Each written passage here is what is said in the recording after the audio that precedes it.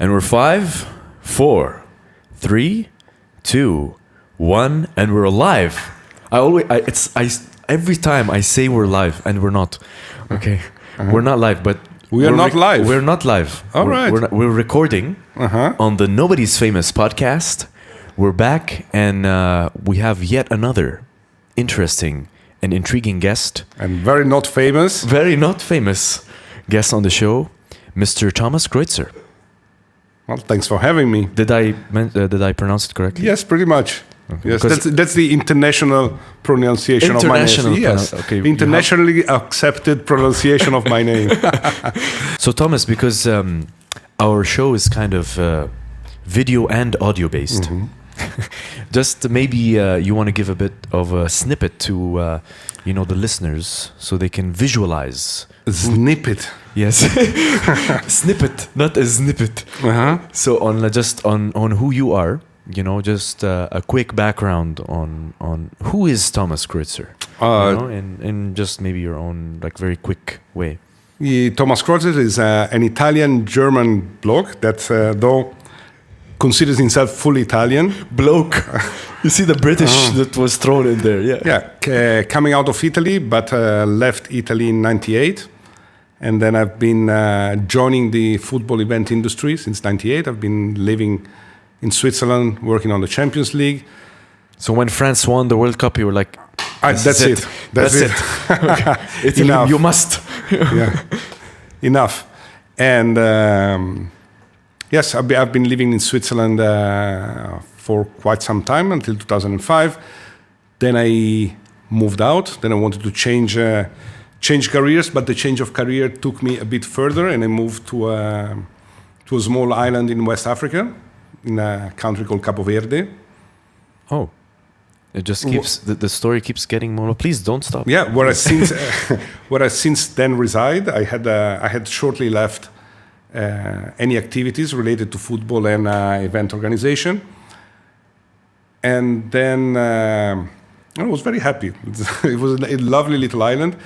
But then one day the phone rang again, and it was around 2008. As they always do. It's the phones do. Although I'm very bad at networking. I'm very bad at, I'm not. I find that hard to believe.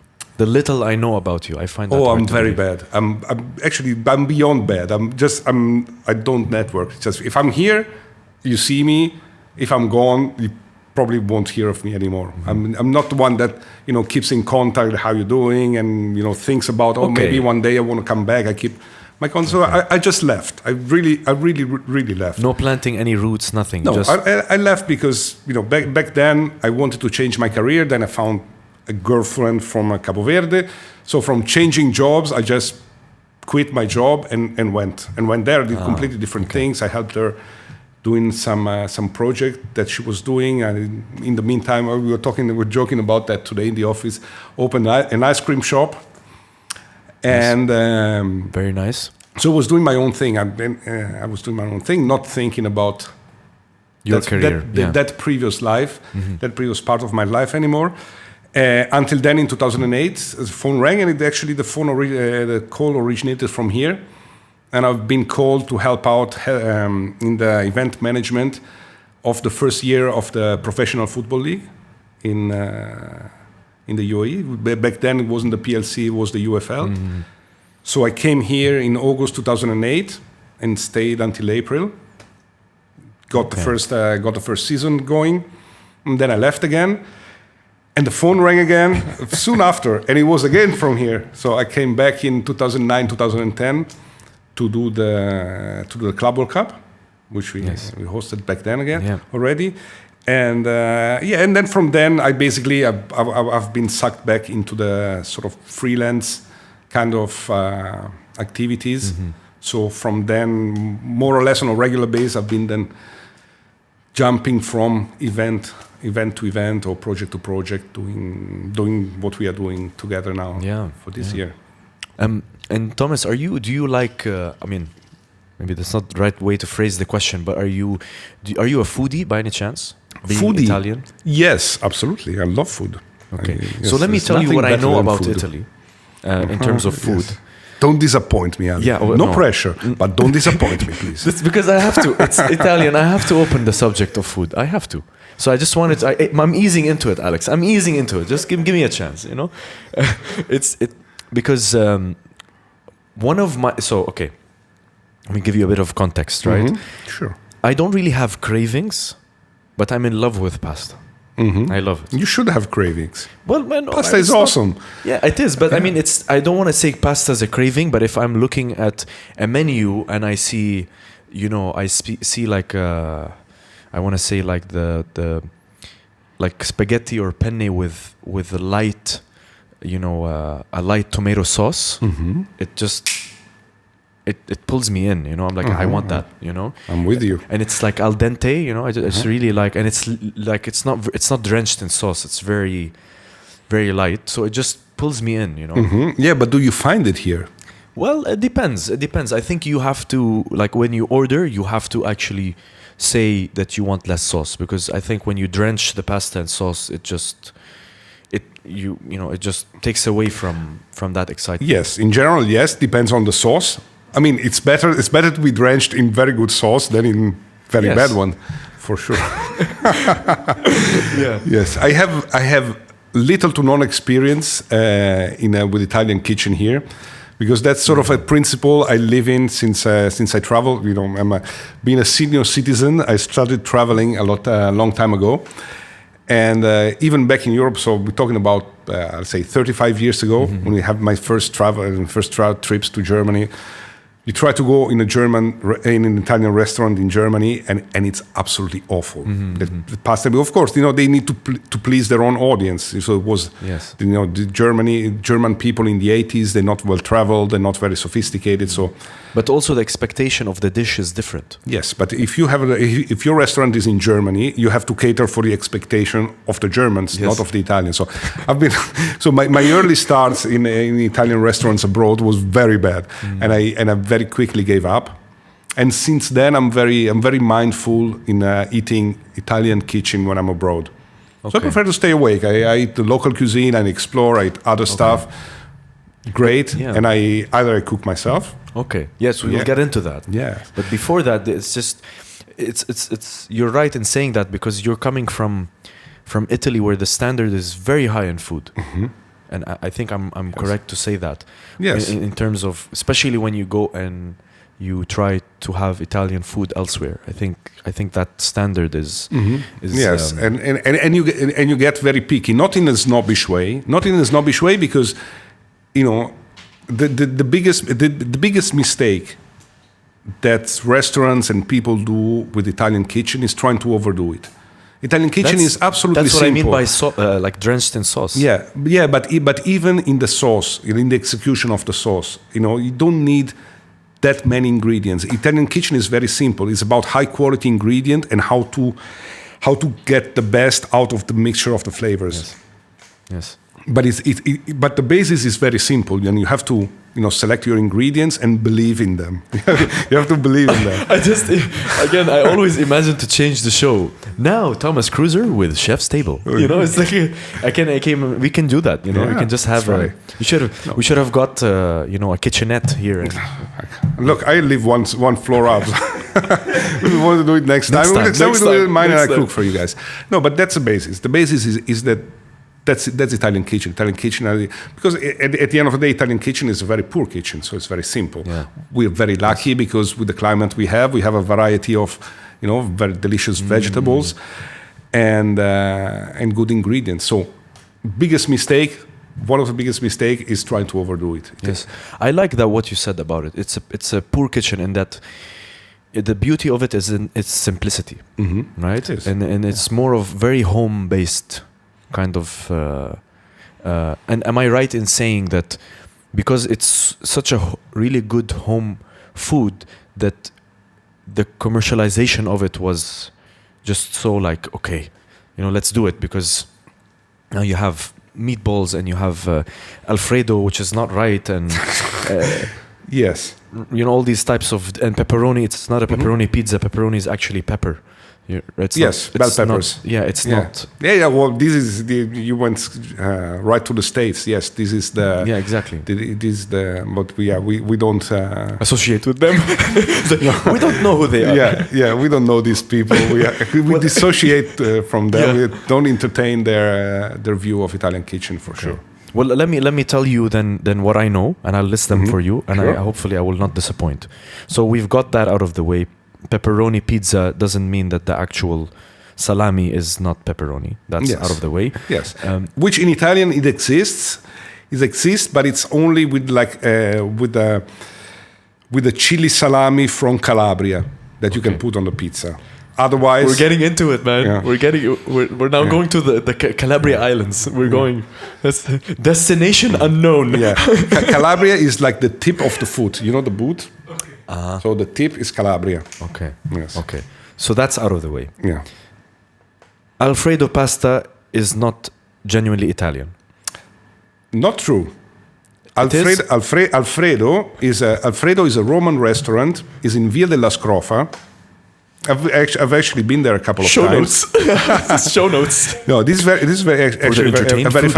very funny story because Alfredo was this guy that had this restaurant in one of the little streets. Also, it's an actual person. Okay. And actually, because the street where the restaurant is called Via della Scrofa. Okay. Nice. All right. So he has this restaurant and does this fettuccine that though, and that's where the story bifurcates, have nothing to do with what the Americans do with it. Absolutely nothing to do. Second reference. Yes. I'm talking to you. Nothing to do. Basically, it's this fresh made pasta that's which is mixed with pecorino, grana, and butter in front of you. No egg. No egg, no cream, no egg. Nothing. This is the key. And basically, and the waiter prepares it in front of you. Yes, on your table. I heard this too. And goes on until the cheese melts with butter and forms this cream. So that's how you do it.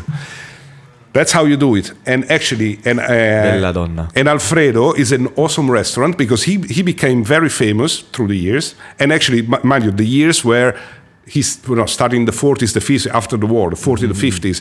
So he was super famous during the Bella Vita. Sorry, not the Bella Vita, the Dolce Vita. Sorry, yes, those years. So actually, if you go in the restaurant now, you will see all the walls of the restaurants are plastered of signed pictures of any Hollywood actor, crowned head, anybody who was anybody in those years came to Alfredo, eat the fettuccine, left a signed picture that went on the wall. Wow! And now the restaurant is really it's like a picture gallery of who was who. But you can still go, right? Oh yeah. But good luck finding a reservation. Is that the question? No, not really. You can go. Okay. Yeah. So it's not like I have to book 3 months in advance or something. I don't know. Last time I've been there, maybe 15 years ago. It wasn't that bad. Maybe. I don't know. Yeah. Try your luck. Call before maybe. Yeah. Now it's like Instagram. Yeah. I mean, I'm doing this as if I wouldn't do that. I would do that. Totally. But totally, exactly. No. True Italian fashion. Yes. Totally. Mind you, but the place. Sorry, the place is amazing because of that. I mean, it's a combination. It's the fettuccine, but as well the historical part of it. But isn't that such an amazing thing that this person made a dish and now it's everywhere? It's literally everywhere. Yeah, well, not particularly that dish because everywhere else they do it the wrong way. I mean the name. But he created Fettuccine Alfredo, right? The name. And I don't even think he gets any money off it. Yeah, but that's what I'm trying to say is that there's a gap in the knowledge, right? Of you say, get me a Fettuccine Alfredo, but you don't understand what you're asking for. And now you know. They do. But, okay, so that's point number 2, and I think we're going good. I think I'm good. Awesome. Good. Okay. Okay, maybe this is a bit technical. We're maybe getting a bit technical, but I mentioned it before. Good pasta should not be drenched in sauce. Yes. Well, because I kind of understood that in my time in Spain, was, I understood that from a... In Spain? Yes, you get lesson from Spanish people in pasta. That was such a... I just offended the Italian. Let me just... let me clarify. All of them. Yes, all of them. No. They all hate you now. Me, no. But everybody else does already. Allow me to retract that statement. But, okay, so... how can I put this? We were with Italians, and they would cook for us. And one of the most important things that I learned is that good pasta... we were just in Spain, guys. We were in Spain. Okay, yeah. Nobody was Spanish in the room. and they would cook the pasta. They would cook the pasta with less sauce, and they told me this is the way that it should be. Yes. Otherwise, you call it a soup. If you drench it in pasta, you might... Okay. Yeah. Okay. Which you can do as well, because you can do pasta yes. fagioli, which is a soup of beans and pasta, which is very good stew. as well. It's like a stew, more or less. Almost. If you cook it like a stew, the pasta doesn't. It's not al dente anymore. It's no more al dente. Okay. Thomas, allow me to ask our standard question. What do you think of the name Nobody's Famous? My God, that was a complete unexpected question. Okay. Unlike some people on the show. Yes. We were expecting. Not a name. Nobody's Famous. It's quite okay. It's a nice name. It's a very, how you say, it's a very inclusive name. It's He's so diplomatic. It's very diplomatic. It is because nobody's famous. We're all here. Everybody's level. Sit down, chill, have a talk, tell a few stories. Off we go. Okay, I want to ask you though. This is now the sub question of this question, which is new because I'm understanding now people are actually. I don't want to say misunderstanding, but maybe they misinterpret partly the name because it's actually a statement. Nobody is famous, as opposed to the show is only about people who are not famous. So which one did you think it is? No, I would go for Nobody's Famous. I would say it's more sort of more egalitarian level playing field where you just can join in and. Yeah. Well, one on our side, Alex. Although I would love you to become very famous. Why, thank you. Yeah, imagine. Same to you. Imagine. I'm fine. You're a young kid. You're still going up. I'm happy where I am. But if you become very famous, imagine that. You become an influencer. You got I don't know how many million followers. Oh my! And I've been on the show when you were nobody. That's my retirement plan. Before he signs the paper. Yeah, don't screw it up. Don't screw it. I'm counting on you. That's a thing. Okay. But 2-3 years you're up there. Yes. I think this statement it's inspiring and scary at the same time. What you said. Which ones? This statement you said. I'm counting on you for my retirement. Yes, exactly. It's inspiring at the same time. I don't have a plan B. No pressure. I don't have a plan B. It's this or nothing. Please. The show is plan B. But no, I think it's a very nice name. I really like the answer because it's diplomatic yet. You touched on you actually before I asked you which one is it, you actually gave the right understanding of not that the other ones are the wrong. right answer? No. I mean, there's no right answer, but not that the other ones are wrong. But you gave the one I want to say we were intending to. Yes, we were hoping for because one is Nobody's Famous. What's the other one? As in, people would think that nobody on the show is famous. It's only like non-famous people. No. It's definitely the first one. Okay. Yes. Okay. Cool. Okay. Well, Thomas, do you have a question for me? We can do that on the show. People have been flipping the show. So do you have a question for me about the show, about anything? Yeah. Well, I would maybe like to know what your vision is for yourself and the show. I like that question. Where would you like to go with it? Well, okay, there's two answers. Do you want the crazy answer or the normal answer? I want both answers. You want both? Which one first? The crazy one. The crazy one? Yes. Okay. So just lose everyone for the normal one. He's like, Well, okay, so the crazy answer is, and Alex, did I even tell you this? You don't know this. You don't know the crazy answer. My God. It's a surprise for you too. Well, I kind of maybe told you. The crazy answer is, I want to do a show in space. Oh, that's a crazy answer. Yeah.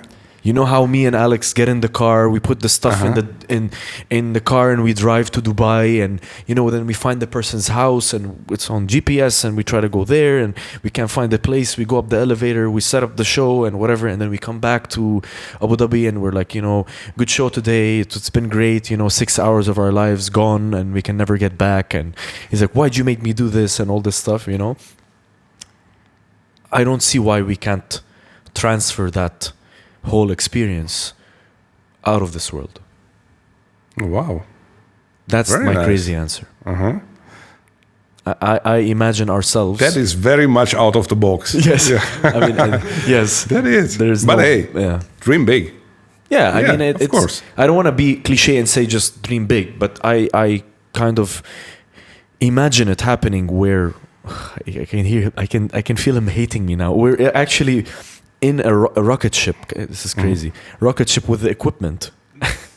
And we're actually, Apollo 72 or something. We're actually and we actually interview someone. Space tourism is it's happening. It's behind the corner. Need some money though, maybe a kidney and a liver too. But well, you have 2 kidneys. Yeah. Well, there we go. That's how we fund it. Then. Liver you have 1. Yeah, please, one. Don't get confused between the two. Kidney 2, liver 1. Okay. Please. Here, Alex, do it without me. Do the show without me.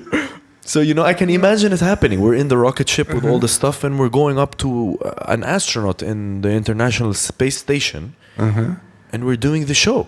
A few days later, we come back. I don't see. Well, we need a lot of crazy training for that. But I mean, that's my crazy answer. If you get enough followers in the future, it will be possible. Yeah. Fund the trip to space. Nobody's famous podcast in space. The first show to be ever aired out of this world. Oh, Yeah. why not? That's my crazy answer. Yeah, but you see, in the future, science will not be the limit. It's your number of followers will be the limit. Well, so if you have enough, I hope not. If you have enough, you can break You're right. any wall. You're right. And then the normal answer? It's like I'm answering the question. I'm sorry. Well, the normal answer is the show will. We're hoping that the show evolves, and feel free to jump in, Alex. Why not on the crazy answer? I'm joking. Feel free. The show will live to be that place where you go to be entertained, to be informed, and to just learn about things that you about people that you would have never known about. Just they are underrated artists in their own right, and they're have interesting stories that you would have otherwise never known about them if you had never had a meaningful conversation with them.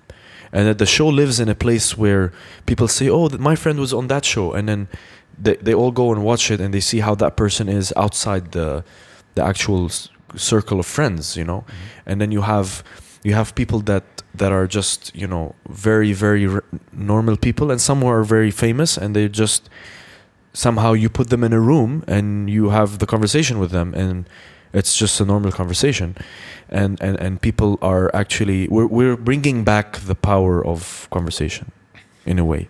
Very nice. I like that. So let's wrap this up. Thomas Kreuzer, I want to say thank you so much for being on the show with us, the Nobody's Famous podcast. It's been an absolute pleasure. And guys, you can listen to this and you can watch this on wherever you get your fix. Let's put it that way. You can watch this on YouTube. You can listen to us on a wide variety of channels, and please don't watch us while driving, but we'll be with you all the way. They can listen audio-wise. They can listen, so yes. Please listen. Thomas, maybe any last few words you want to say? Well, thank you very much. It's been really good fun. Yes, it was. I normally really would hate to be in this environment. As I told you before, I'm very private, so I don't like to publicly talk. This is a public forum, but it was actually very comfortable. So and good fun. Well, And that's great to hear. loved our chat, and maybe next time we do a cooking show in the 8th floor. Yes, that will be Anytime. That will be My Tomka guy. Yes, we want that Tomka guy. It's coming to you on the Nobody's Famous podcast.